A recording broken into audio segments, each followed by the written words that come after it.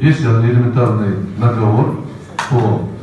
Еще раз напомню, что в истории коммунистов были такие трагические ситуации, когда в 1937 годах мы по показаниям одного человека осуждали других людей. Через столько лет мы сегодня возвращаемся. По показаниям одного человека суд спокойно принимает решение осудить и признать виновным. Это недопустимо. Это 21 век. Поэтому борьба с коррупцией, я надеюсь, что новый президент, заявив намерение бороться с коррупцией, он должен бороться с ней. Но вместе с тем, не надо обманывать, что у президента полномочий не так уж и много. Последние изменения, до этого изменения далее сузили значительно полномочия президента. Поэтому единственный путь, где президент может достигнуть успеха, это только в сотрудничестве с парламентом. Каким бы он ни был. Потому что конституционный орган есть конституционный орган. Какие бы ни были депутаты, но это конституционный орган.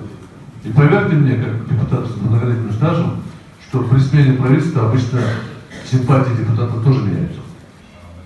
Это надо использовать, это надо во благо государства использовать. Что большинство депутатов очень сильно обеспокоены. Они не могут выступить с микрофоном, как я, сказать открыто кто-то. Стесняются. А попустом ты где? Что ты песня, куда соответственно хочешь, да?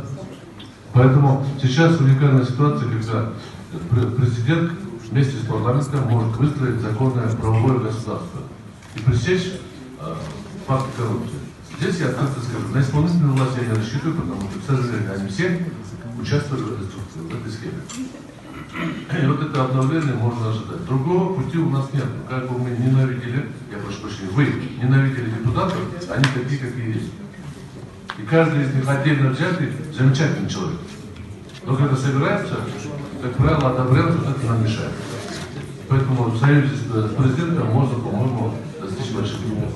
И самое главное, если президент избавится от хуже прошлого, он пойдет в тюрьму. Если он будет опутан в прошлом, он останется таким же, как и был до сих пор. Спасибо за внимание.